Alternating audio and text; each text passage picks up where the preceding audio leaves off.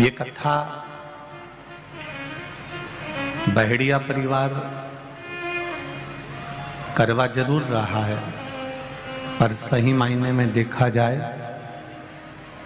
तो इस कथा को करवाने वाला कोई दूसरा नहीं, जो पुत्र काव्य छोटी सी उम्र में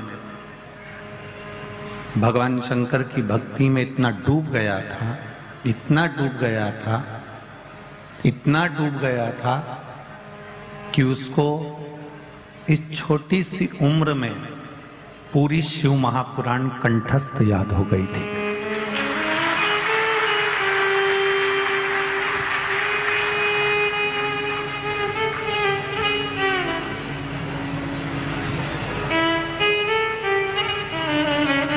एक बगीचे में आप घूमने के लिए जाते हो, उस बगीचे में जो सबसे सुंदर फूल जो होता है वो आपको पसंद आता है। उस बगीचे के सुंदर फूल को आप भी तोड़ना चाहते हो, आप भी लेना चाहते हो। मैं तो कहूंगा बहेड़िया परिवार का जो सबसे सुंदर फूल था, जो सत्संग भजन कीर्तन स्मरण भक्ति नाम जाप में लगा रहता था, उस पुष्प को परमात्मा ने भी चुना था अपने लिए।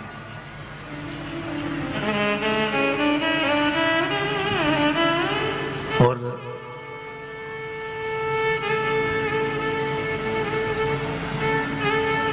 दिन भर शिव कथा को श्रवण करना, भगवान की भक्ति को करना,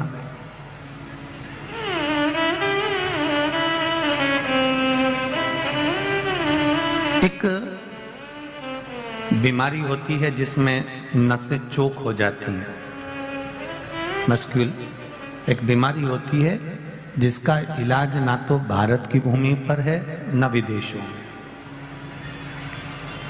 उसमें वो धीरे धीरे धीरे धीरे शरीर नसें काम करना बंद करती चली जाती।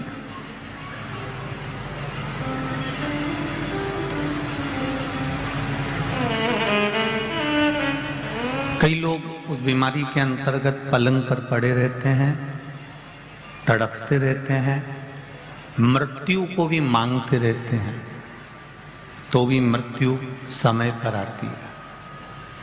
पर बेटे काव्य ने, इस पुत्र ने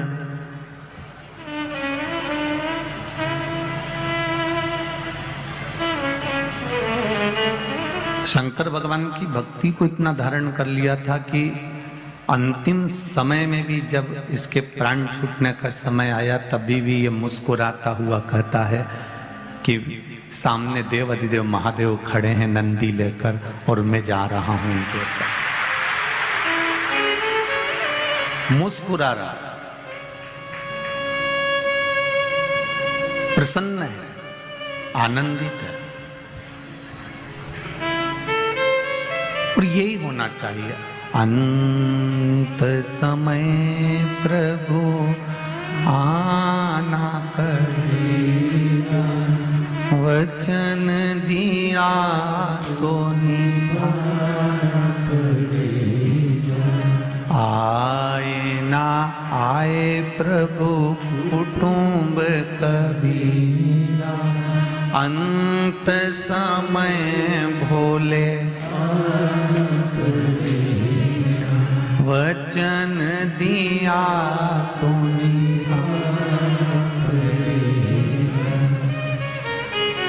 जब शरीर में कष्ट था तो इस बच्चे ने टीवी पर कथा सुनी और रोज अपने पापा मम्मी से कहता कि मुझे एक बार शिव महापुराण की कथा करवाना है, सुनना है।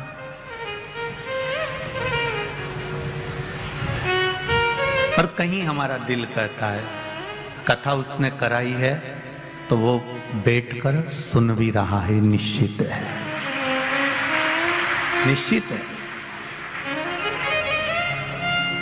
और केवल कथा करवाकर अपना ही नहीं, ना जाने कितनों को बल देकर जा रहा है, कितनों को बल प्रदान कर रहा है कि शंकर भगवान की भक्ति में। एक बात बहुत अच्छे से समझ लेना, दुनिया का कोई व्यक्ति आपसे कह दे कि मैं आपको मरने नहीं दूंगा, तो ऐसा व्यक्ति अगर आपको मिले तो हमको भी मिला देना।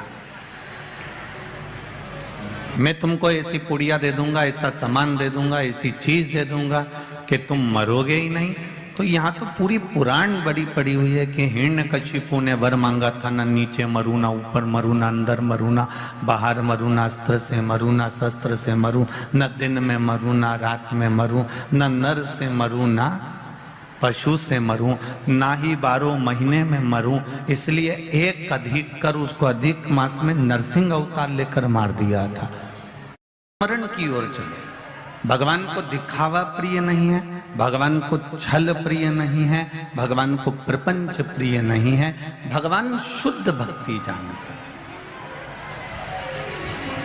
भगवान को केवल आपका निर्मल मन, शुद्ध भाव चाहिए, शुद्ध भक्ति चाहिए।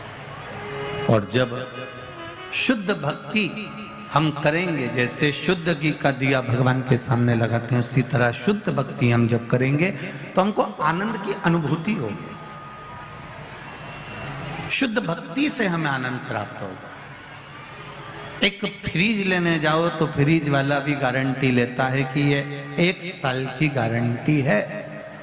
एसी लेने जाओ तो एसी वाला भी कहता है कि 1 साल की या 6 महीने की, 8 महीने की गारंटी है।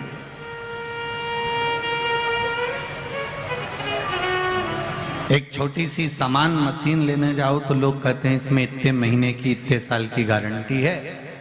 एक बिजली का सामान बल्ब भी लेकर आओ तो उसमें तारीख लिख देते हैं एलईडी बल्ब पर कि इतने समय की गारंटी। जम के बोलो, गारंटी है। पर इस मनुष्य की, इस मानव की शरीर की आज तक कोई ने गारंटी नहीं ली। ज्योतिषाचार्य भी अगर पत्रिका बना देते हैं, ज्योतिषाचार्य भी अगर पत्रिका का निर्माण करते हैं, उसमें वर्ण लिख देंगे, गण लिख देंगे, मैत्री लिख देंगे, आपका सब कुछ लिख देंगे, उसमें योनि आदि सब लिख देंगे। और उसमें लिख भी देंगे कि साहब ये बहुत अच्छा है, 100 साल की इसकी जिंदगी, 80 साल की इसकी जिंदगी है। खूब पढ़ेगा, खूब लिखेगा। कलम से बहेड़िया परिवार के कोई सदस्य कह रहे थे, गुरुजी हमारा जो काव्य हमारे पास से गया। बहेड़िया परिवार से कोई कह रहा था कि हमारा जो पुत्र, हमारा काव्य हमारे पास से गया, इसकी आप पत्रिका देखोगे ना गुरुदेव। तो कई हमने ज्योतिषाचार्यों को दिखाया था, सबने कहा था बहुत अच्छी पत्रिका, स्वस्थ रहेगा, खूब पढ़ेगा, आगे चलकर एक नई बिल्डिंग का निर्माण करेगा और खूब लंबा जॉब करेगा और खूब विदेश की यात्रा करेगा। फिर गुरुजी जब इतना सब कुछ था तो फिर ये गया क्यों? इसने प्राण क्यों छोड़े? इसके प्राण क्यों गए? हमने जितने ज्योतिषाचार्य को दिखाया, हमने जितनों को दिखाया, सबने कहा कि ये काव्य नाम का बच्चा खूब आगे बढ़ेगा, खूब उन्नति करेगा, खूब बिल्डिंग बनाएगा, खूब देश विदेश की यात्रा करेगा, इसकी उम्र लगभग 85 से 90 साल की रहेगी। ये सब कुछ लिखा था। इसके बाद भी फिर ये ऐसा क्यों हो गया? कारण क्या था? हम फिर निवेदन करेंगे। फ्रिज की गारंटी हो सकती है, गाड़ी की गारंटी हो सकती है, एसी की गारंटी हो सकती है, मशीनों की गारंटी, बल्ब की गारंटी, गद्दा तकिया की भी गारंटी हो सकती है, चद्दर और कपड़े की भी गारंटी हो सकती है, एक घड़ी लेकर आओगे उसकी भी गारंटी हो सकती है, सोना और चांदी, तांबा और पीतल की भी गारंटी हो सकती है। पर गारंटी नहीं होती तो मनुष्य की कोई गारंटी नहीं है कि यह कब चले जाएगा। जीवन का कोई ठिकाना नहीं। कोई कितना लिखकर भी दे देगा ना कि ये 90 साल जिएगा या 80 साल जिएगा या 100 साल जिएगा।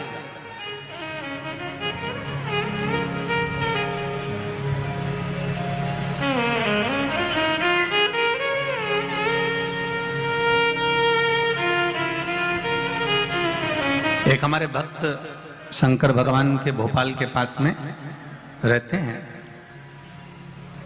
उनसे किसी ने कह दिया कि तुम्हारे अब तकलीफें आना चालू हो गई है, तुम्हारे को तकलीफ आएगी और तुम जो है अब जो है समाप्त हो जाओगे, तुम्हारी उम्र पूरी हो गई। ये बात है लगभग 12-15 साल पुरानी।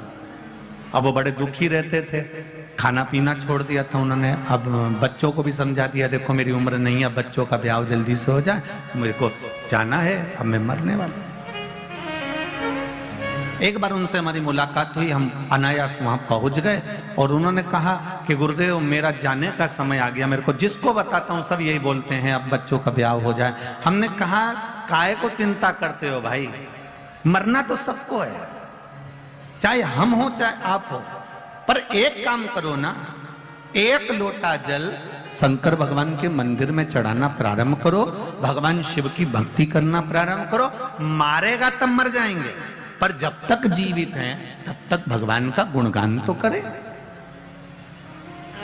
अब उनको मरना था 2-3 साल में ही, आज लगभग 18-1 साल हो गए, अभी तक जीवित हैं, ये शिव की कृपा है। सब चीज की गारंटी हो सकती है, प्रत्येक चीज की गारंटी हो सकती है। कोई कितना भी प्रकाशदर्शी हो तो भी वो मौत नहीं बता सकता कि मृत्यु ये हो।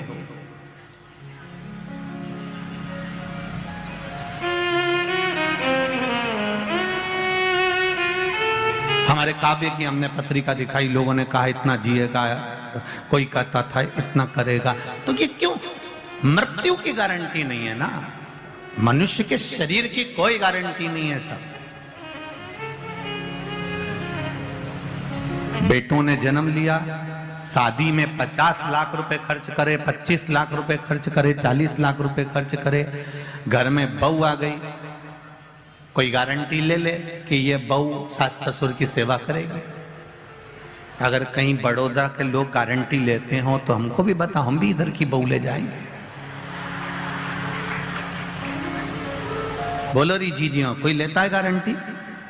कहने वालों ने सबने कहा नहीं साहब लड़की अच्छी है, नहीं साहब उसका पिताजी अच्छा है, नहीं साहब उसकी माताजी अच्छी है, नहीं साहब ये सब बढ़िया है, नहीं साहब ये अच्छा है, नहीं साहब। तो ये तो सब जानते हैं कि ये माता पिता अच्छे हैं, सब कुछ ठीक है, पर जब ये गर्भ में रही उस समय पर कितना संस्कार मिला है वो देखा जाता है।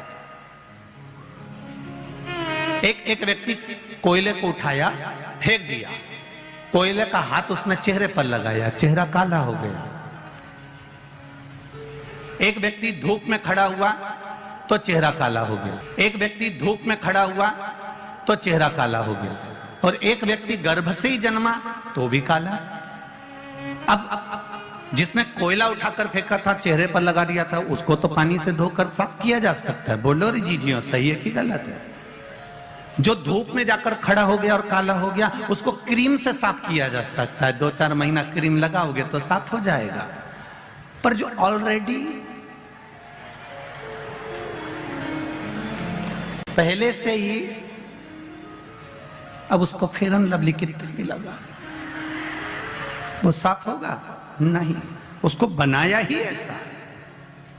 माता अच्छी है, पिता अच्छे हैं, परिवार अच्छा है, कुटुंब अच्छा है, पर आपने इस बच्चे को संस्कार कितना दिया,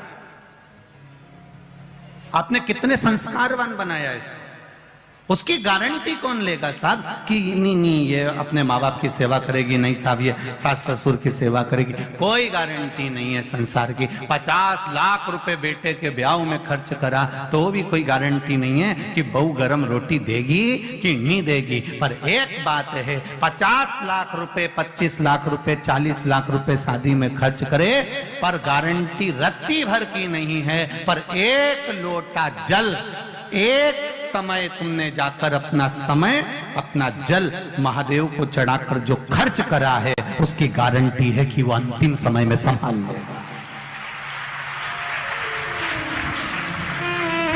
परिवार की गारंटी नहीं दे सकता, कुटुंब की गारंटी नहीं है, कुटुंब परिवार नाते रिश्ते सबकी गारंटी नहीं है, पर एक लोटे जल की जरूर गारंटी है कि एक लोटा जल तुम अगर भगवान को चढ़ा रहे हो तो उसका फल तुम्हें प्राप्त होगा। एक पत्र आया है, वो भी देखो।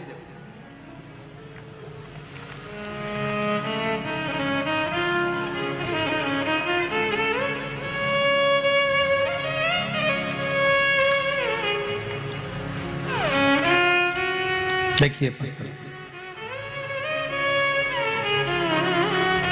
मैं दीपा वीरेंद्र खस 203 रामनगर सुसेन तरसाली बड़ोदरा से आई हूं। मेरा मोबाइल नंबर ये है, कहीं बैठी हो तो हाथ हिलाइएगा, अगर कहीं बैठी हो तो हाथ हिलाइएगा। मैं दीपा वीरेंद्र खस 203 रामनगर सुसेन तरसाली बड़ोदरा, और मोबाइल नंबर भी उन्होंने लिखा है, कहीं बैठी हो तो हाथ हिलाइएगा। पीछे कहीं बैठी हैं शायद, आवाज आ रही है, जरा कैमरे वाले जरा ध्यान देकर उनको देखिएगा, दिखे क्या?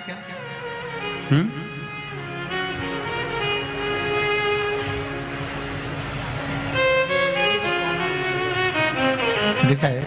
हाँ ठीक। कल से एक बहेड़िया परिवार से निवेदन, एक टीवी हमारे सामने भी रख दो, हमें भी तो दिखे कि कौन थी। अब कभी कभी दूसरी बार बड़ोदरा आ गए तो कम से कम कोई नहीं पहचाने तो जीजी तो पहचान लेगी कि हमारा महाराज है। ठीक है, दिख गई क्या? हाँ ठीक है। श्री शिवाय नमस्तुभ्यम जीजी, केम छो? श्री शिवाय नमस्तुभ्यम, बाबा की कृपा, गुरुदेव बाबा की कृपा से मेरे 16 साल की और 12 साल की बेटियां हैं गुरुदेव। उसके बाद में मेरे यहां कोई संतान नहीं है। सब लोग कुछ ना कुछ कहते थे बेटे के लिए, बेटा नहीं है। डॉक्टर को मैं दिखाने गई, डॉक्टर ने कह दिया 10 साल हो गए हैं तुमको, बच्चे के बाद में कोई संतान का सुख अब तुमको नहीं मिल सकता। तुम टेस्ट बीबी भी करवाओगे तो संतान नहीं होगी, तुम्हारे को अब संतान नहीं है। डॉक्टर से जांच भी करवाई, सबने मना कर दिया। तब मैंने पशुपति व्रत करना प्रारंभ करा और बाबा से विनती करी, बाबा मेरे घर में 2 बेटियां हैं, आपकी कृपा से। दुनिया के लोग कुछ ना कुछ कहते रहते हैं, इस झोली को एक बार फिर भर दीजिए। बाबा की कृपा से मैंने पशुपति व्रत पूर्ण किया, कुबरेश्वर धाम पहुंच गई सीहोर, और कुबरेश्वर धाम पर जाकर मैंने फरवरी 2020 की कुबरेश्वर धाम की रुद्राक्ष वितरण वाली कथा श्रवण करने बैठ गई। जब कुबरेश्वर धाम की उस कथा को सुना तो मैंने भी कंकर शंकर को हाथ में रखकर कह दिया कि अब तुझे संभालना है और मुझे एक बार गोदी और भरना है। बाबा की कृपा से वहां से आई और प्रभु की कृपा से मेरे घर में पुत्र का जन्म हुआ है। मैं बाबा को यहाँ पर प्रणाम करने आई हूँ, उसका फोटो भी लगा रही हूँ। ये शिव कृपा, ये शंकर की उदार। तेरी कृपा बिना न हिले एक भी अणु। बैठिए दीदी बैठिए। तेरी कृपा बिना न हिले एक भी अणु, लेते हैं श्वास तेरी कृपा से तनु तनु। बखान क्या करूं मैं राखों के ढेर का, चपटी भभूत में खजाना कुबेर का। ये आपका विश्वास है, ये आपकी दृढ़ता है, ये आपका भरोसा। ये इतने जो पत्र आते हैं रोज, पत्रों का जो ढेर लगता है, ये आपके विश्वास का ही तो प्रतीक है, आपके भरोसे का ही तो प्रतीक है।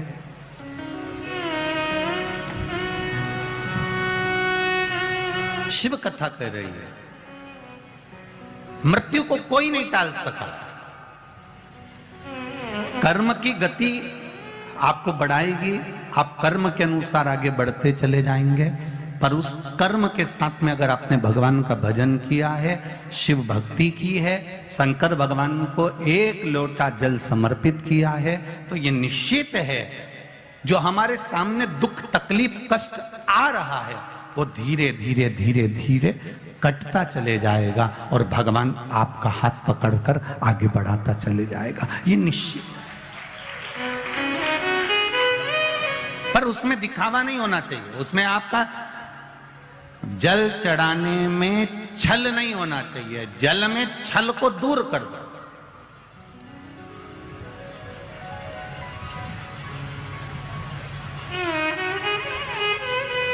एक भक्त ने श्री कुम्मन दास जी एक बार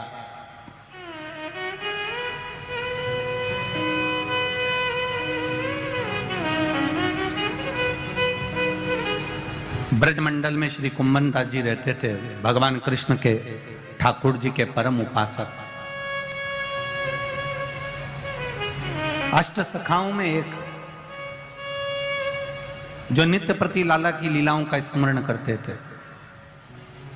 एक बार उन्होंने अपने पुत्र रघुनंदन से कहा, रघुनंदन तुम ठाकुर जी की सेवा में लग जाओ, मुझे वृंदावन में थोड़ा सा प्रवचन देने के लिए बुलाया गया है। अगर मैं नहीं जाता हूं इन संतों के बीच में, इन साधुओं के बीच में, इन गुरुओं के बीच में, अगर मैं प्रवचन देने के लिए नहीं पहुंचूंगा तो लोग कहेंगे कि इनको अभिमान आ गया, इसलिए मुझे जाना पड़ेगा। रघुनंदन ने पूछा, पिताजी सेवा कैसे करना है? बस मैं सामग्री बनाकर चले जाऊंगा, प्रसाद बनाकर सामग्री रखकर चले जाऊंगा, तुम ठाकुर जी को अरोगा देना, अरोगा कर प्रसादी रख लेना, मैं आऊंगा पालूंगा, आप भी पाले।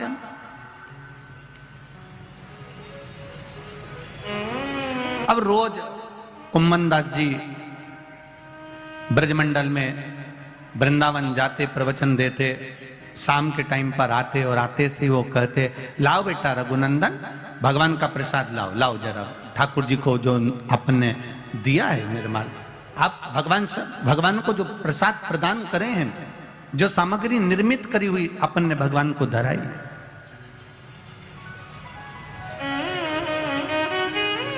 लाइए जरा लाओ। रघुनंदन ने कहा कि भगवान की प्रसादी, हाँ वो तो भगवान पूरी खा गए।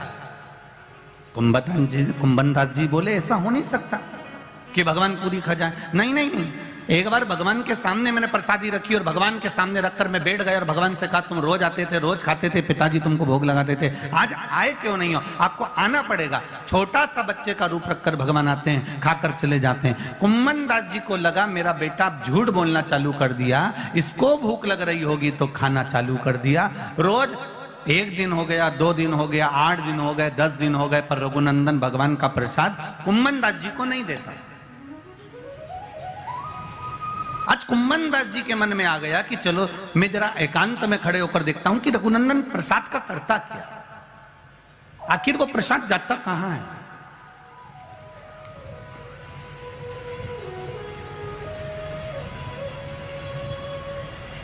रघुनंदन ने भगवान को पुकारा, आइए लाडले भोग लगाइए। भगवान बच्चे का रूप रखकर आए। आज कुम्मन दास जी ने एक काम करा था, जब प्रवचन देने जा रहे थे तो उससे पहले लड्डू बनाकर रख दिए थे कि आज लड्डू का प्रसाद भगवान को धराएगा, और रखकर कुम्मन दास जी चले गए। रघुनंदन ने भोग लगाया। भगवान बाल्य अवस्था का स्वरूप धारण कर छोटे से बालक का रूप रखकर आए। कुम्मन दास जी पीछे से खड़े होकर देख रहे हैं कि आखिर होता क्या है, ये प्रसाद जाता कहां।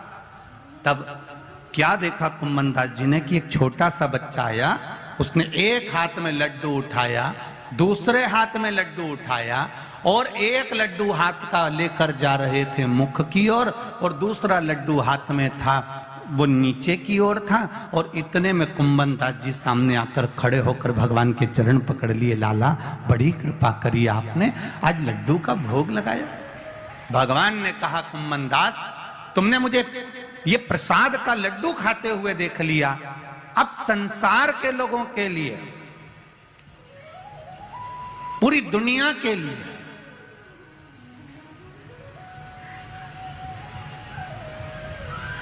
अगर मान लो वो प्रसाद घर में नहीं भी है, मान लो घर में प्रसाद नहीं भी पहुंचा है, तो मेरे भगवान कृष्ण कह रहे हैं, कुम्मन दास तुमने जो लड्डू प्रसाद को मेरे हाथ में देखा है, दुनिया के लोग भले अब घर में प्रसाद पहुंचे ना पहुंचे, पर मेरी ये लड्डू गोपाल की जो मूर्ति है, मात्र अगर इसका दर्शन ही कर लेंगे तो संपूर्ण तीर्थों के प्रसाद का फल उनको प्राप्त हो जाता है। आपके यहां भी होगी लड्डू गोपाल की प्रतिमा। कई लोग कहते होंगे लड्डू गोपाल कब बने, तो आप बता सकते हो कि कुम्मन दास जी के प्रेम से प्रसाद को पाते समय, उस प्रसाद का आनंद लेते समय कुम्मन दास जी ने जो भगवान का दर्शन करा था, उस प्रसाद के सुख से कुम्मन दास जी के कारण आज भी संपूर्ण भारत देश में नहीं, देश में नहीं, विदेश में भी लड्डू गोपाल विराजमान।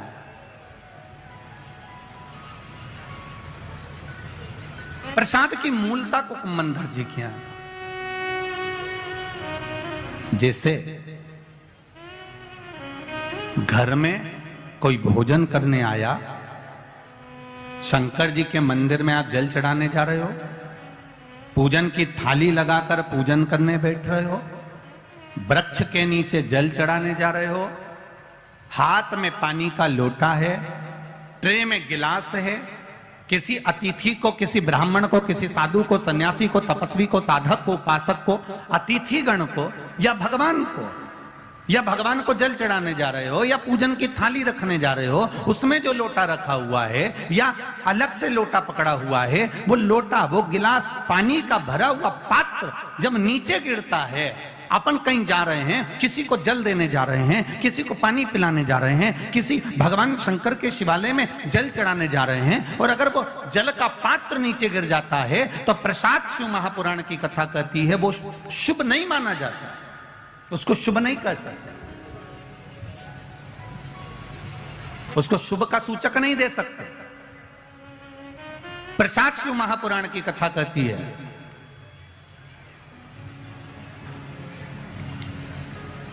चंचुला देवी, बिंदुक की धर्मपत्नी, तुमरुका जी के यहां चली गई। तुमरुका जी से प्रार्थना करी, तुमरुका जी मेरे पति के मोक्षार्थ आप शिव महापुराण की कथा श्रवण करा दो। तुमरुका जी ने कहा कथा कहने में मना नहीं है, पर तू बेधव्य है। अगर कोई जोड़े से बैठकर आराधना करे तू कथा सुन, मना नहीं है, तो कथा सुनेगी। बेधव्य नारी अगर शिव महापुराण की कथा को श्रवण करती है तो पति के लोक हो जाती है। कुंवारी कन्या शिव महापुराण की कथा को श्रवण करती है, उत्तम वर प्राप्त कर उत्तम कार्य की ओर जाती है। कोई पुरुष शिव महापुराण की कथा को श्रवण करता है, उत्तम फल को पाता है। कोई सौभाग्यवती नारी शिव महापुराण की कथा को श्रवण करती है तो वो अखंड सौभाग्य प्राप्त करती है। ऐसी पावन शिव महापुराण की कथा तो फिर मैं बेधव्य होकर कर सकती, तू कर कथा श्रवण।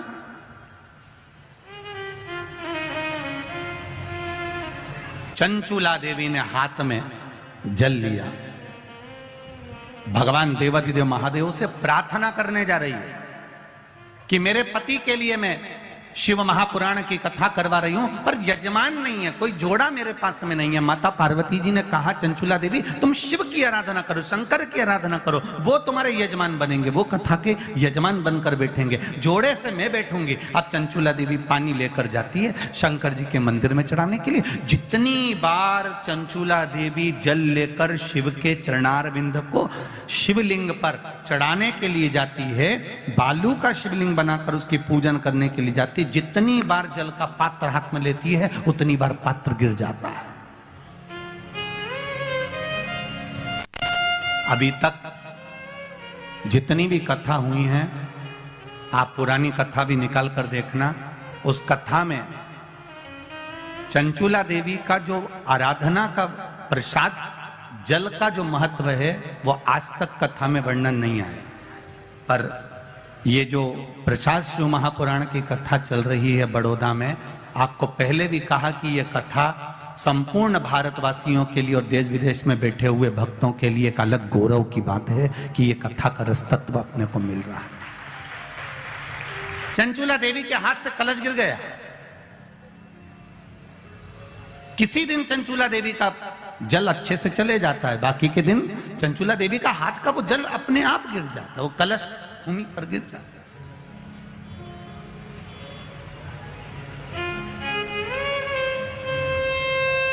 फिर चंचुला देवी अंदर जाती है, फिर जल लाती है, फिर शिव जी को समर्पित करती है, पर एक बार का लाया हुआ जल तो नीचे गिर गया। कितनी सुंदर सुंदर बात हमारे यहाँ शिव महापुराण वर्णन करती है। मांग में माता सिंदूर भर रही हैं, मांग में सिंदूरा भरा जा रहा है, मांग में कंकु भरा जा रहा है, मांग में सिंदूर भरा जा रहा है, और वो सिंदूर नाक पर गिरता है। वो सिंदूर नासिका पर गिर गया तो कहते हैं कि कोई काल आने वाला था पति के ऊपर, वो काल टल गया और नाक पर सिंदूर आया तो नारी का सौभाग्य और अखंड हो गया। ये शास्त्र कह रहा। और सिंदूर भरते समय वही सिंदूर अगर भूमि पर गिर गया तो अब देखिए जरा, देवी भागवत को उठाकर पढ़िएगा। वो सिंदूर जो मांग में भरा जा रहा है और नाक पर गिर गया तो शुभ होगा, पति की उम्र बढ़ाएगा, घर में बच्चों का विवाह होने वाला होगा, कोई अच्छी सूचना आने वाली होगी। मांग में भरने वाला सिंदूर नाक पर आकर गिरता है तो कोई सूचना अच्छी मिलने वाली होती है, कोई बंधन कटने वाला होता है, कुछ अच्छा हमारे परिवार में होने वाला होता है, पति की उम्र बढ़ने वाली होती है, कोई रोग आने वाला था वो कट रहा होता है। और वही सिंदूर अगर भूमि पर मांग में भरते समय गिर जाता है तो समझ लो कि कुछ ना कुछ ऐसा काम होने वाला है कि मेरी आंख में आंसू आएंगे। वो निश्चित है, वो निश्चित है। चाहे वो किसी प्रॉपर्टी के चक्कर में हो, परिवार के चक्कर में हो, नातों के चक्कर में हो, पुत्रों के चक्कर में हो, बेटियों के चक्कर में हो, पति के चक्कर में हो, रिश्तेदारों के चक्कर में हो, कुटुंब मायका ससुराल के चक्कर में हो, पर निश्चित है कि नेत्र में जल जरूर आएगा। ये निश्चित था, क्योंकि भूमि पर वो सिंदूर अगर नाक पर गिरा है तो शुभ है, पर वही सिंदूर अगर भूमि पर गिरा है तो वो अशुभ है।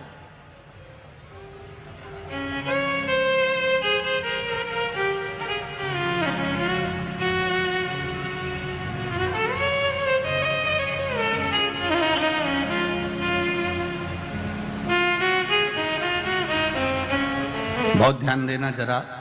प्रसाद शिव महापुराण की कथा चल रही है। संपूर्ण देशवासियों की मेरी माताओं से निवेदन है, मेरे इन भाइयों से निवेदन है, उसको जरा ध्यान से सुनना। आप सालासर बालाजी गए, आप मेहंदीपुर बालाजी गए,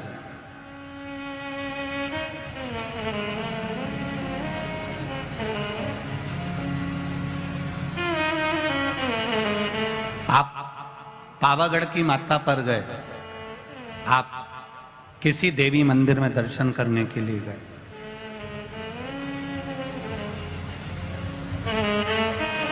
वहां से उन्होंने हनुमान जी के मंदिर का सिंदूर लिया और तुम्हारे माथे पर लगा दिया। समझना जरा कथा को बहुत अच्छे से। उन्होंने हनुमान जी का सिंदूर लिया, तुम्हारे मस्तक पर लगा दिया। अब मस्तक पर आपने अगर सिंदूर लगाया है और हनुमान जी महाराज का या देवी जी का या भगवान का सिंदूर आपके मस्तक पर लग गया है तो वो सिंदूर कम से कम शास्त्र कहता है 2.5 घंटे तक आपके मस्तक पर रहना चाहिए। कितने घंटे तक रहना चाहिए? जम के बोलो जरा। 2.5 घंटे तक रहना चाहिए। कारण क्या है?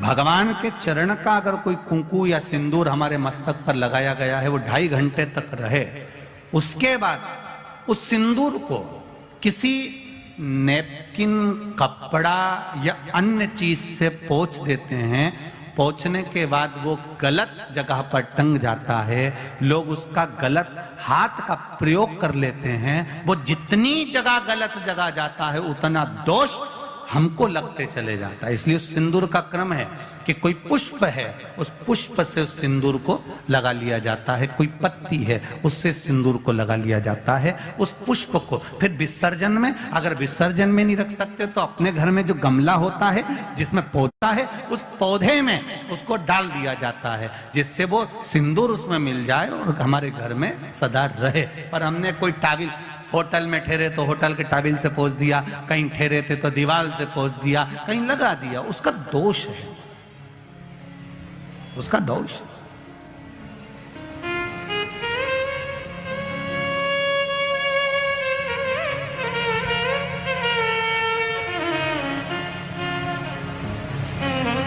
कितना सुंदर बात कहा गया है। नारी मस्तक पर मांग में सिंदूर भर रही है, नाक पर गिरा शुभ है, जमीन पर गिरा शुभ है। जमीन पर गिरा वो अशुभ है, पर मांग का सिंदूर नाक पर आया। इसलिए आज भी बिहार में, जो लोग राजस्थान में, बिहार में, मारवाड़ में इधर उधर अगर आप लोग जाते होंगे तो जब कई बार आपने देखा होगा, आप जाइए जरा कहीं योग लगे तो दादी रानी सती के मंदिर पर जाइए, या आप कहीं झुंझुन जाइए, कहीं आप बिहार साइड, उत्तर प्रदेश साइड में जाएंगे तो माताएं जब मांग भरती है, जब वो छठ की पूजन करती है, कोई बड़ी पूजन करती है, तो सिंदूर थोड़ा सा नाक पर लगाकर सिर तक लेकर जाती है। चाहे बंगाल साइड में चले जाओ, चाहे आप यूपी में, चाहे बिहार में चले जाओ, नासिका पर सिंदूर का भाव आ जाता, जमीन पर नहीं गिर। चंचुला देवी जो पात्र लेकर जा रही है जल का, वो जमीन पर गिरता है। चंचुला देवी दूसरा पात्र उठाती है, फिर भगवान के मंदिर में पूजन करने जाती है। आपने उठा लिया, बाल्टी में से पानी भरा। कई लोग शंकर जी के मंदिर में पानी चढ़ाने की जल्दीबाजी होती है, तो बाल्टी में से पानी उठाया, पानी भरा, इतने में डालने जा रहे थे और बाल्टी में वो लोटा जो है, वो जल का पात्र जो है, कई बार हाथ से फिसल कर बाल्टी में गिर जाता है। मतलब समझो उसके पीछे कोई कारण हो सकता है।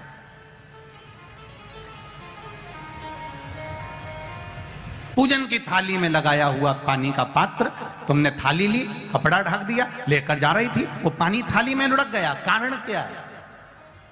चंचुला देवी बार बार जल भगवान शिव को समर्पित कर रही है, जल चढ़ाने के लिए जाती, 2-4 दिन अच्छे निकलते, फिर वो पानी हाथ का गिर जाता है। चंचुला देवी के मन में तो कोई भाव प्रकट नहीं हुआ। पूजन कर कर कर कर कर कर थक गई चंचुला देवी, पर महादेव प्रकट नहीं हुए। महादेव ने ये नहीं कहा कि मैं तुम्हारे पति के लिए पार्वती जी के साथ में जोड़ा बांध कर बैठ जाता हूं और तुम्हारा जजमान पद में ग्रहण करता हूं। ये शंकर भगवान नहीं बोले चंचुला देवी से, एक बार भी नहीं बोला, शब्द ही नहीं बोले। और जब चंचुला देवी बार बार जल चढ़ा रही है, शिव प्रकट नहीं हो रहा है, तब चंचुला देवी के मन में भाव जागृत हुआ, तो तुमरुका जी के पास में गई। बाबा तुमरुका जी के चरणों में जाकर निवेदन किया।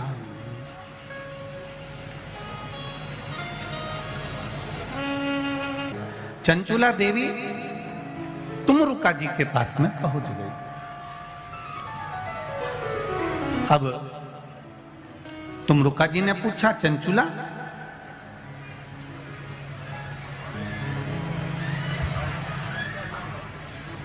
तुम यजमान ढूंढने के लिए गई थी शिव महापुराण के लिए, किसी को जोड़े से बिठाना है, आप ढूंढने गई थी, कोई मिला?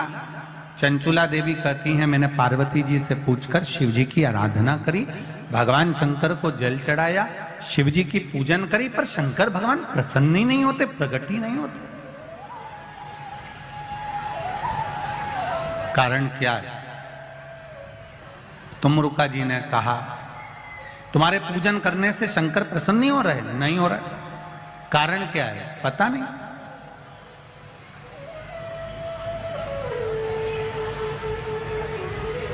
तुमरुका जी ने देव ऋषि नारद को बुलाया। नारद जी आए। श्रीमन नारायण, श्रीमन नारायण। नारद जी ने आकर पूछा, तुमरुका जी क्या बात है, आपने मुझे याद किया? बोलो क्या बात है? ये चंचुला देवी शंकर जी की आराधना कर रही है, जल चढ़ा रही है, सब कुछ कर रही है, इसके बाद भी शिव पार्वती जोड़े से आकर कथा के यजमान क्यों नहीं बनते? कहा, देवऋषि नारद ने कहा कि ये जब जल लेकर जाती है, जल भूमि पर गिर जाता है। किसी अतिथि को भोजन कराते समय हाथ से गिलास, ट्रे से गिलास नीचे गिर जाता है, या पूजन करते समय कलश जमीन पर लुढ़क जाता है, या भगवान को जल चढ़ाते समय पानी का कलश जमीन पर गिर जाता है, देवऋषि नारद पुराण में कहते हैं उसका एक कारण होता है कि जो पूजन कर रहा है, जो भोजन करा रहा है, या जो जल देने जा रहा है, उसके पूर्वज जरूर प्यासे हैं और उनको अन्न का भाग नहीं मिल रहा, इसलिए वो जल बार बार भूमि पर गिर रहा।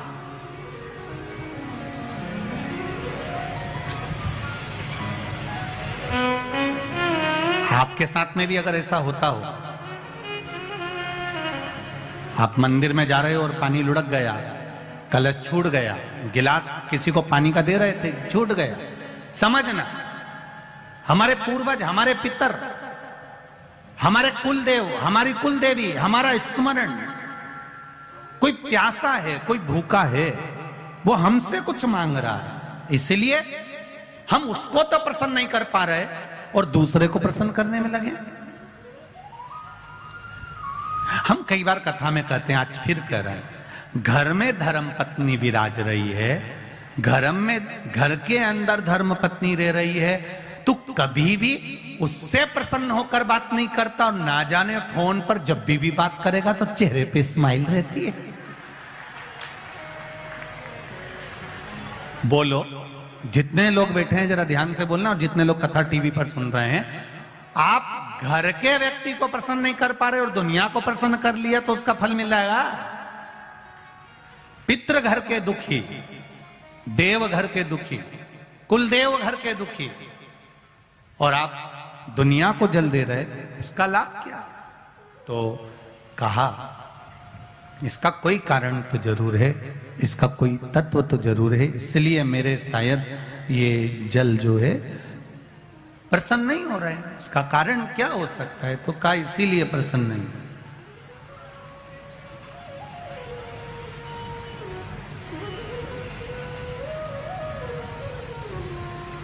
ये धर्म पत्नियां जो होती हैं ना, ये बहुत ध्यान रखती हैं अपने पति के चेहरे का।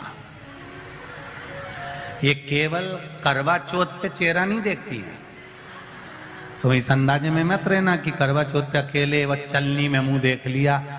ये वो करवा चौथ पे जो मुंह देखती हैं, उस स्माइल को बाकी के दिन की स्माइल से मैच करती रहती है पूरे साल।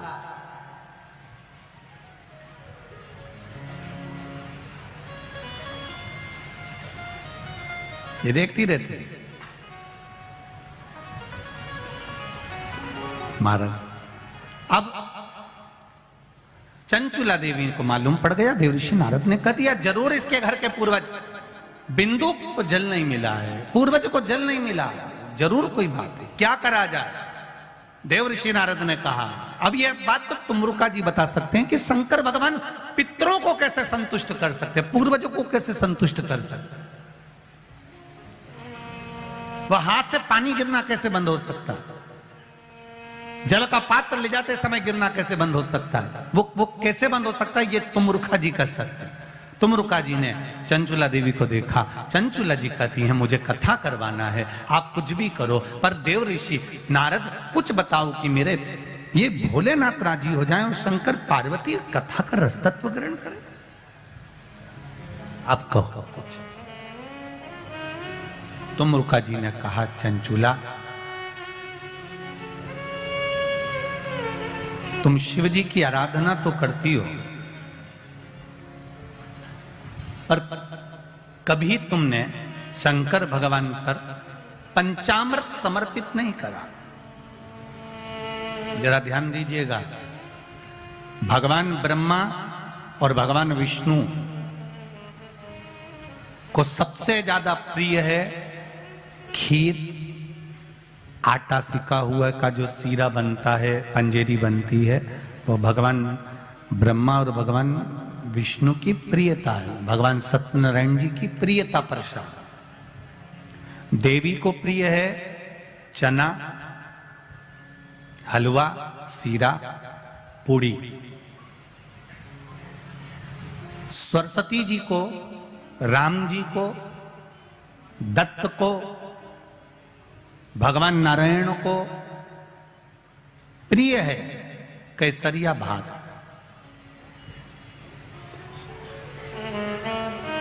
पर 33 कोटि देवी देवताओं में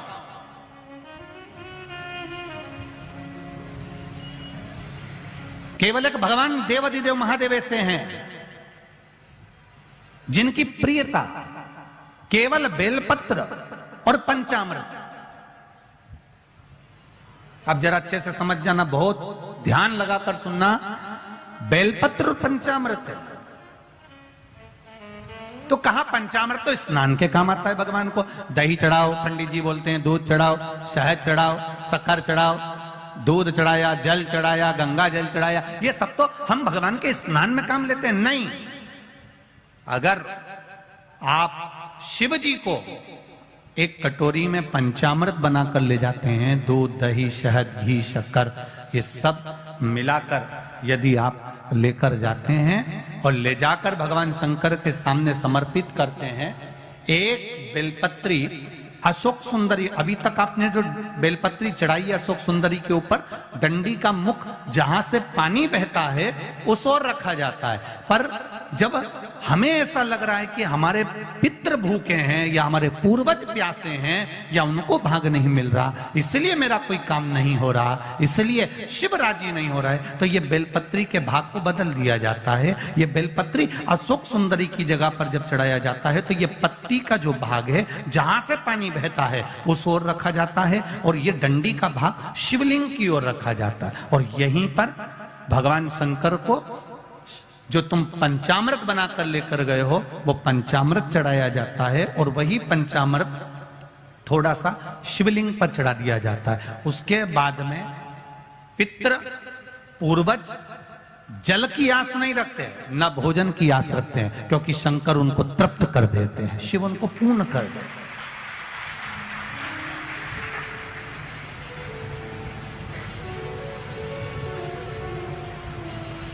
एक अंतर आप थोड़ा सा ध्यान लगाइएगा। दूध, दही, शहद, घी, शक्कर सब मिलाकर कटोरी बनाकर फ्रिज में रख दो, या फ्रिज के ऊपर रख दो, या रसोई घर में रख दो। दूध, दही, शहद, शक्कर मिलाकर, पंचामृत मिलाकर, वही पंचामृत शंकर जी के सामने ले जाओ, वही पंचामृत सत्यनारायण भगवान के सामने ले जाओ, वही पंचामृत भगवान की पूजन में ले जाओ।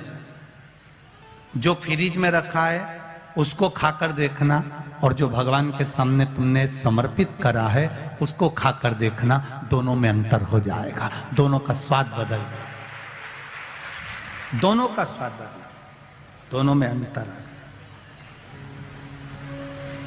आप उसको खाकर देखिए, उसमें अंतर मिलेगा आपको।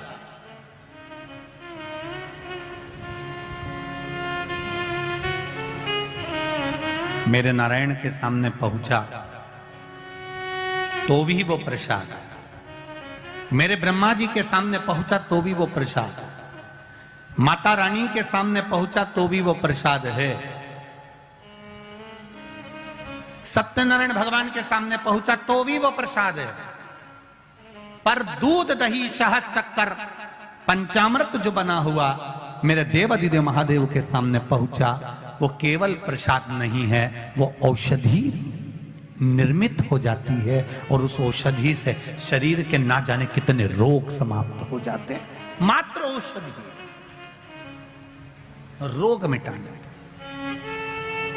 कितना सुंदर कहा है प्रसाद का महत्व समझाते हुए हमारे संत, हमारे साधुजन, हमारे गुरुजन कहते हैं, एक बार जगन्नाथपुरी में दुनिया का सबसे ज्यादा भंडारा भोजन प्रसाद, सबसे ज्यादा जगन्नाथ का भात, जगत पसारे हाथ, जगदीश में, जगन्नाथ जी में।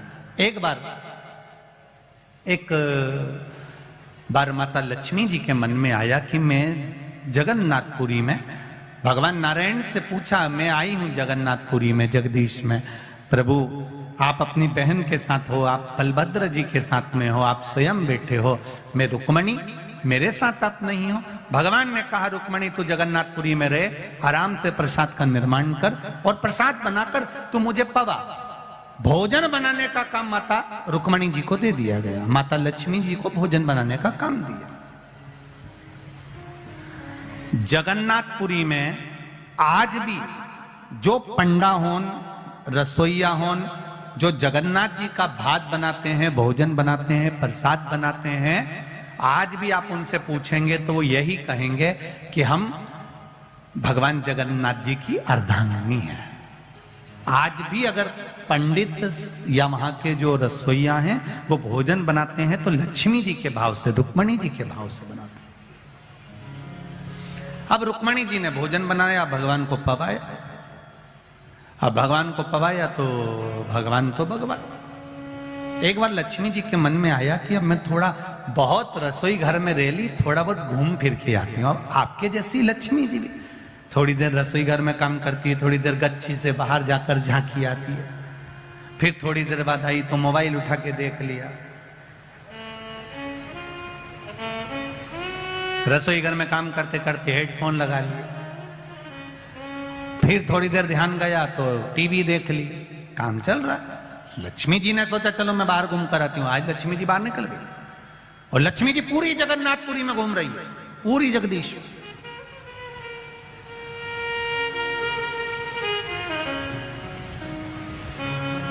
सुबह का समय था। लक्ष्मी जी ने कहा आज मैं ब्रह्म मुहूर्त में जाकर देखती हूं कि किसके द्वार सजे हैं भगवान जगदीश के लिए, किसकी यहां प्रसन्नता हो रही है भगवान जगन्नाथ जी के लिए, कौन आदर कर रहा है, जरा मैं जाकर देखती हूं। अब लक्ष्मी मैया जो चली पंडाओं के यहां पहुंची तो पंडा हूं तो आराम से सो रहे थे। दूसरों के यहां गई तो वो दूसरे भी आराम से सो रहे थे। केवल एक सुबह सुबह झाड़ू लगाने वाला स्वीपर जो था, झाड़ू लगाने वाला जो था लक्ष्मी जी, उसको देखती है कि बताओ ब्रह्म मुहूर्त में उठकर सुबह से उठकर झाड़ू लगा रहा है, आज तो मैं इसी के घर जाऊंगी। और लक्ष्मी जी सुबह सुबह सुबह सुबह जहां झाड़ू लगा रहा था उसी के झाड़ू लगाते लगाते लक्ष्मी जी उसके पीछे पीछे चलने लगी। हमारे सनातन धर्म में आज भी शुभ माना जाता है अगर स्वीपर झाड़ू लगाए और वहां से आप निकल कर चले जाओ तो जरूर कोई शुभ कार्य होने वाला होता है, उसकी सूचना हमारे यहां दी जाती है। लक्ष्मी जी पीछे पीछे चली। अब स्वीपर जो झाड़ू लगा रहा था, सेवक जो झाड़ू लगा रहा था, लक्ष्मी जी उसके घर पहुंच गई। घर के बाहर देखा तो उसकी पत्नी ने 2 कलश सजा कर रखे थे, दिया लगा कर रखा था। अंदर जाकर लक्ष्मी जी ने देखा तो चावल तैयार हो रहे थे, पकवान तैयार हो रहा था। सब देखकर लक्ष्मी जी प्रसन्न हो गई। लक्ष्मी जी के मन में आया आज तो मैं रोज भगवान को भोजन कराती थी, पर आज मेरा मन करता है कि मैं इसके घर में खाकर जाऊं। और लक्ष्मी जी उसके घर में पहुंच गई। लक्ष्मी जी ने हाथ जोड़कर कहा मैं लक्ष्मी, मैं रुक्मणी, मेरा मन है मैं आपके घर में भोजन करूं। उस झाड़ू लगाने वाले की धर्म पत्नी ने कहा वाह वाह मां, बड़ी कृपा करी आपने, आज मेरे यहां प्रसाद पाओगे। हाँ, लक्ष्मी जी बैठकर भोजन कर रही थी, इतने में बलभद्र जी घूमते घूमते आ गए। किसी ने कह दिया होगा बलराम जी को कि सुबह सुबह जब निकलो तो थोड़ा घूमना चाहिए। कहते हैं लोग, ऐसा नहीं कि नहीं कहते, हमसे भी कहते हैं थोड़ा घूमा करो महाराज, जाड़े हो रहे। हम भी प्रयास करते हैं कि सुबह सुबह घूमें।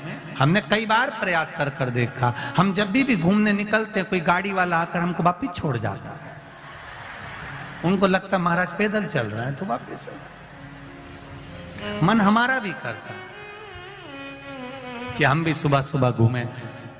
अब बलभद्र जी प्रातः के समय पर घूमने निकले, कोई ने कह दिया होगा भ्रमण करना चाहिए। बलभद्र जी भ्रमण करते करते उसी झाड़ू लगाने वाले के पास सामने पहुंच गए। उन्होंने जो झांक कर देखा, रुक्मणी जी लक्ष्मी जी तो उसके घर में भोजन कर रही। अब तो बलभद्र जी को क्रोध आ गया। बलराम जी ने सोचा इतने बड़े घराने की बहू, मेरे कृष्ण की धर्म पत्नी, द्वारका के राजा की पत्नी, और भोजन कर रही है, वो भी वहां। बलभद्र जी को क्रोध आ गया, वापिस आ गए। रुक्मणी जी अंदर गई, भोजन बना के लाई। ले आओ जगन्नाथ, पाओ जगन्नाथ। सबसे जी की लगी। बलभद्र जी ने कहा मेरा पेट भरा है, मुझे नहीं खाना।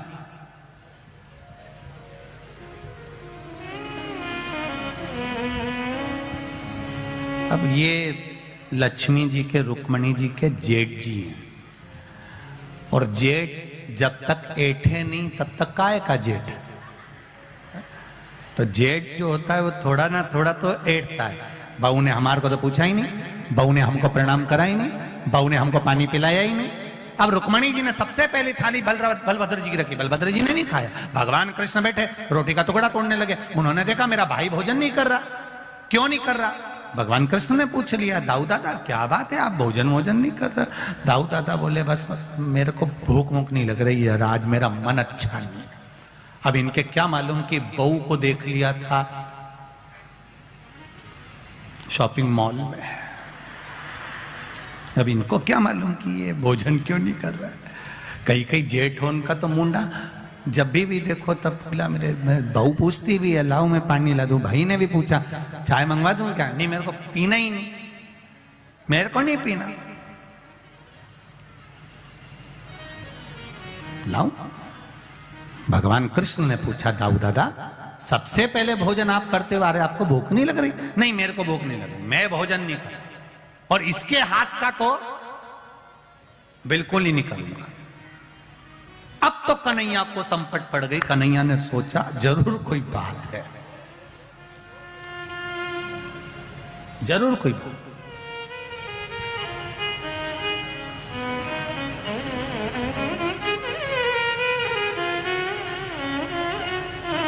कन्हैया ने पूछा, दाऊ दादा तुमको मेरी सौगंध है, तुम बताओ आखिर बात क्या है? अरे कन्हैया, इतने बड़े यदुकुल की बहू, इतने बड़े कुल की बहू वहां पहुंच गई भोजन करने के लिए,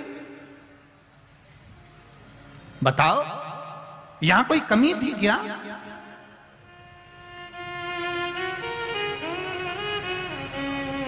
दाऊ दादा मैं भोजन नहीं करूंगा। भगवान कृष्ण से कहा, रुक्मणी जी ने आप तो भोजन कर लो। भगवान कृष्ण कहा मुझे भी भोजन नहीं करना।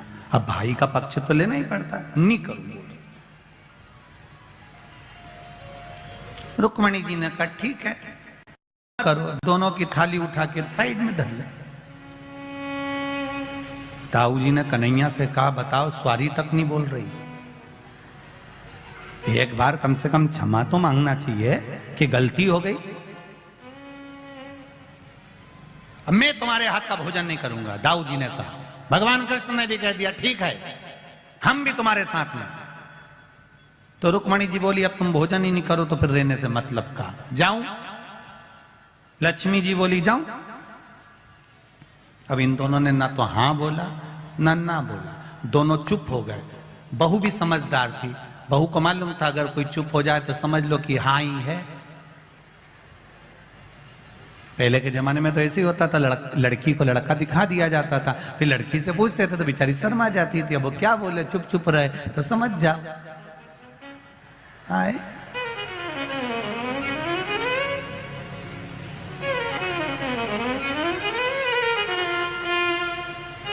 वो तो कहीं कहीं अगर दिक्कत आ जाती है, जैसे एक जगह एक नई लड़की की शादी हुई और बेचारा पति को पहली बार लड़की को लिवाने के लिए, बहू को लिवाने के लिए ससुराल आ गया। तो उसने कहा चलो, अब पत्नी ने सिखा दिया था, देखो तुम मेरे घर आओ ना तो थोड़े से अच्छे से आना, ऐसे तुम्हें ना हर कभी खेत खलियान जैसे इधर उधर घूमते रहते ऐसे मत आ जाना, थोड़ा मर्यादा से आना और बहुत समझदारी की बात करना। मेरे घर के लोग सब पढ़े लिखे। उन्होंने कहा तू चिंता मत कर, मैं भी उनसे ज्यादा पढ़ा लिखा हूं। चले गया ससुराल गया तो उन्होंने थाली लगाई भोजन की, उसमें पूड़ी रख दी। पूड़ी रखी तो उन्होंने खाना चालू करा। उसने अब इतनी सी पूड़ी तो उसके पति को लगा इतनी सी कई काम की, उन्हें एक ही में भर ली। अब एक ही में जो भरी तो इतने में पत्नी ने भी तुरंत हाथ जोड़कर धीरे धीरे कहा, इशारा करके, मतलब 2 टुकड़े तो कर लो पूड़ी के। अब इसको लगा कि पत्नी बोल रही है एक की जगह 2 खाओ। इसने 2 पूड़ी, एक इस हाथ में एक इस हाथ में, दोनों उठा के मुंह में, फिर उठाई इसने तो पत्नी को लगा गजब का पति मिला। इसने तुरंत अपने हाथ को माथे पे ठोका। ये भी समझ गया अब पूड़ी जब भी खाना है तो उसको उठा के पहले माथे से लगाना फिर खाना। उसने वही करना प्रारंभ करा। अब इसको समझ। लक्ष्मी जी बोल रही हैं जाऊं, भगवान ना हाँ बोले ना बोले। लक्ष्मी जी उठी, जब मेरा काम ही नहीं है तो मतलब क्या, जा रही मैं तो। पत्नी भोजन बनाए और पति के लिए बनाए और पति नखरे करे कि खाए नहीं, मेरे को तो खाना ही नहीं खाना, तो फिर उसने भी कह दिया मत खाओ, ये पड़ा, मैं तो ये चली गई। वो लक्ष्मी जी ने फिर कहा सुन लो मैं जा रही हूं। भगवान कुछ नहीं बोले। दाऊ जी ने कन्हैया से कहा, एक बार मुंह से नहीं निकला कि क्षमा मांग ले, कि अब के बाद मैं खाना खाने मानी जाऊंगी, नहीं बोले। लक्ष्मी जी चलिए। लक्ष्मी जी ने कहा मैं चली गई ना तो सोच लेना, फोन भी नहीं लगाओ, फिर मत कहना तुम मेरे से, और मैं गई ना तो फिर समझ लेना। इतने में दाऊ जी बोले कन्हैया जान दे अब अच्छे से ही। लक्ष्मी जी के में ये चली। जो लक्ष्मी जी चली और जगन्नाथपुरी का मंदिर छोड़ के लक्ष्मी बाहर आई, जैसे ही आई भगवान के जितने सोने के जेवर थे सब गायब। रात के समय लक्ष्मी जी जो निकल के चली, सोने के पलंग पर दाऊ जी और कन्हैया सो रहे थे, पलंग गायब, नीचे पड़े।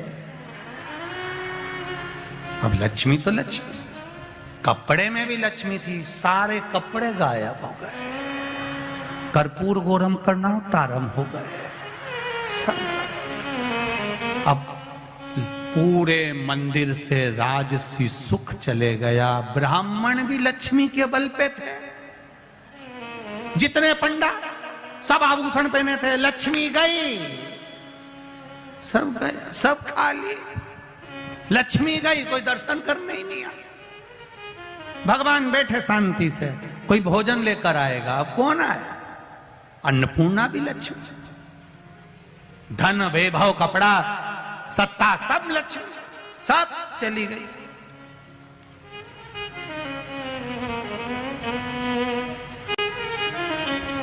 दाऊ जी ने कन्हैया से कहा बड़ी बुरी हालत हो गई रे।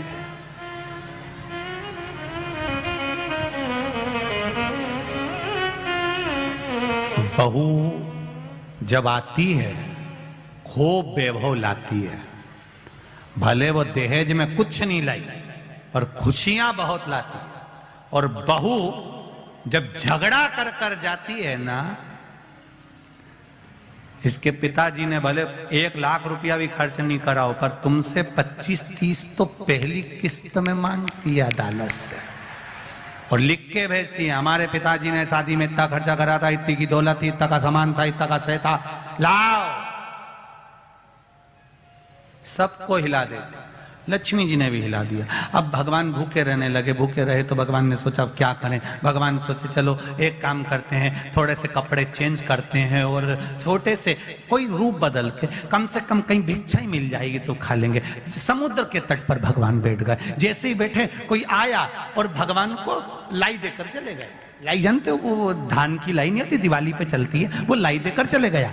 लक्ष्मी जी को मालूम पड़ा कि भगवान को खाने के लिए लाई मिल गई। लक्ष्मी जी ने पवन देव को बुलाया, समुद्र की लहर में से ऐसी हवा फेंको कि इनके पल्लू में जो बंधा हो सब हवा में उड़ जाए। अब पवन देव ने भी सोचा है इनकी मानना जरूरी है। तुरंत उन्होंने हवा चलाई, लाई गया, परमल गायब। दाऊ जी ने कन्हैया से कहा ये जरूर लक्ष्मी ने करा होगा। भगवान बोले अब क्या कर सकते हैं। दाऊ जी ने कहा वो नहीं आ रही तो क्या हुआ, कन्हैया अपने घर की बहू है, कम से कम तुझे लेके तो आना चाहिए। भगवान कृष्ण बोले तुम्हारे चक्कर में ही तो गई है, नहीं तो मैं तो बहुत एडजस्ट करके चल रहा था। 16,108 को एडजस्ट करने में कितना समय लगता है तुम नहीं जान सकते। सबको संभाल के चल रहा, परंतु अब जा लेकर आ उसको। ढूंढेंगे कहां पर, ढूंढो उसको, कहां गई। सब दूर ढूंढा। दाऊ जी ने कहा मुझे मालूम है कहां मिलेगी, वहीं झाड़ू लगाने वाले को वहीं मिलेगी। लक्ष्मी जी वहीं बैठी थी अंदर। कन्हैया पहुंच गए रूप रखकर। भिक्षाम दे, भूख लगी। अंदर से आवाज आई, ले ओ बाबा। अंदर से लक्ष्मी जी ने आवाज लगा कर कहा, नहीं रुको, दोनों को अंदर बुलाओ, दोनों को बिठाकर भोजन कराओ। आज भरपेट भोजन जब दाऊ जी और कन्हैया करने के लिए बैठे, दाऊ जी ने जो रोटी का टुकड़ा मुंह में लिया, चावल खाना प्रारंभ करा, दाऊ जी ने कन्हैया को कोनी मारकर कहा, ऐसा लग रहा है जैसे बहू भोजन बनाती थी ना, वही की वही स्वाद है। कन्हैया बोले, अब अंदर जा भी नहीं सकते, देख भी नहीं सकते कि भोजन किसने बनाया है, फिर भी मुझे लग तो वही रहा है कि उसी ने बनाया है, अंदर बैठी बना रही होगी। जो कन्हैया ने अंदर झांका, झांक कर क्या देखा कि वो झाड़ू लगाने वाले के यहाँ रोटी मेरी महारानी लक्ष्मी बना रही थी, प्रेम से, प्रेम बस। कन्हैया ने कहा, लक्ष्मी तुम चलोगी नहीं? लक्ष्मी जी ने कहा, चलूंगी तो सही, पर मेरे कुछ वचन हैं वो आपको याद रखना पड़ेगा, कुछ नियम है उसको आपको याद रखना पड़ेगा, कुछ शर्त है, तब मैं कंप्रोमाइज करूंगी। छोरा छोरी का जब कंप्रोमाइज होता है तो शर्त पर होता है। क्या शर्त है? पहला शर्त, इस प्रभास क्षेत्र को, इस पूरे क्षेत्र को जहां जगन्नाथ जी निवास करते हैं, इसको मेरे नाम से जाना जाए, श्री क्षेत्र कहा जाए। भगवान ने कह दिया, आज से जगन्नाथपुरी को श्री क्षेत्र कहा जाएगा। दूसरा वर, आपके यहां पर मंदिर में जब प्रसाद आए तो उसमें जात बिरादरी का, वर्ण का कोई भेद ना हो, कोई सेठ भी है और कोई गरीब भी है, कोई ब्राह्मण भी है, कोई क्षत्रिय भी है, कोई शूद्र भी है, कोई वैश्य भी है, एक जगह पर बैठकर भोजन पाए, यहां वर्ण विभाजन ना हो। उस प्रसाद और तीसरा वर जो जगन्नाथपुरी में मांगा गया, उस प्रसाद के तत्व को जानने का प्रयास करिएगा। लक्ष्मी जी ने तीसरा वर मांगा, हे जगन्नाथ जी, बलभद्र जी, आप वर दीजिए, आप वर दीजिए। जब जगन्नाथपुरी में जो भोजन का निर्माण होगा, उस भोजन के निर्माण में जो पात्र बनाया जाएगा और जिस पात्र में भोजन बनेगा, उस पात्र के भोजन को आपको अमृत करना पड़ेगा, अर्थात रोग से मुक्त करने वाला भोजन बनाना पड़ेगा। भगवान कृष्ण ने वर दे दिया। जगन्नाथपुरी में जब जब जगन्नाथ का भोजन तैयार होगा, तब तब उस जगन्नाथ के भोजन को जो ग्रहण करेगा, उसके आधे से ज्यादा रोग जगन्नाथ जी समाप्त कर देंगे।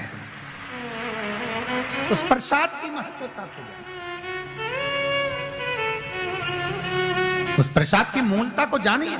वो प्रसाद की महत्वता कितनी होगी, वो प्रसाद की मूलता कितनी होगी। शिव महापुराण की कथा कहती है, भगवान ब्रह्मा जी भी इस मूल तत्व को नहीं जान पाते हैं। भगवान ब्रह्मदेव भी बार बार भगवान शंकर के पास में जाते हैं, पर भगवान शंकर को पहचान नहीं पाते हैं। तब स्वयं काल भैरव ने आकर ब्रह्मा जी का जब सिर काटा, और वो सिर जब लुढ़कता हुआ गया, जिससे कर्मनाशा नदी प्रकट हो गई, जब ब्रह्मा जी का मस्तक बट का वृक्ष बन गया और बड़ का पेड़ बनकर जब निर्मित हो गया, तब जाकर उस बट वृक्ष के रूप में ब्रह्मा जी जब प्रकट हो गए, तब बट वृक्ष के नीचे जब ब्रह्मा जी प्रकट हुए और शंकर भगवान पर लोग जल चढ़ाने के लिए आते, कुछ रख कर जाते, तो भगवान उस बट वृक्ष के रूप में ब्रह्मा जी उस प्रसाद को ग्रहण करते। तब जान पड़ा कि प्रसाद का मूल तत्व क्या हुआ है, तब उसको पहचान पाए हैं। और आपका तो ये बड़ोदरा क्षेत्र, आपका ये बड़ोदरा जो क्षेत्र है, इसका नाम ही बट वृक्ष से बना हुआ है, क्योंकि यहां पूरे बड़ौदा में सबसे ज्यादा अगर वृक्ष थे तो काय के थे? जम के बोलो जरा, बड़ के वृक्ष थे। सबसे ज्यादा बट वृक्ष थे, बड़ के वृक्ष। वो बड़ के वृक्ष के कारण ही इसका नाम बड़ोदरा रखा गया था, बट वृक्ष का। और मैं तो निवेदन करना चाहूंगा सभी संस्कारित गुजराती भाई बहनों से निवेदन करना चाहूंगा, राष्ट्रहित के लिए, राष्ट्र के लिए मतदान बहुत जरूरी होता है, बहुत जरूरी है मतदान। और अपने मत का प्रयोग करिए जिससे राष्ट्र का उत्थान हो, राष्ट्र का आनंद हो। मान शिव कथा कह रही है, पूरे बड़ोदरा में बट वृक्ष ही बट वृक्ष थे। भगवान ब्रह्मा जी का कटा हुआ सिर है, उस शीश से, भगवान ब्रह्मा जी का शीश से बड़ का पेड़ उत्पन्न हुआ। उस बट वृक्ष की भी मूलता हमारे यहाँ शिव महापुराण की कथा करती है। जब घर में अधिक मात्रा में क्लेश होता है, बहुत ज्यादा मात्रा में, कहीं पति पत्नी का तलाक चल रहा है, केस चल रहा है, भाई भाई में लड़ाई चल रही है, बहनों में लड़ाई चल रही है, परिवार में अगर क्लेश चल रहा है, तो हमारे यहाँ बटकेश्वर महादेव का पूजन किया जाता है। कौन से महादेव? जम के बोलो जरा, बटकेश्वर महादेव।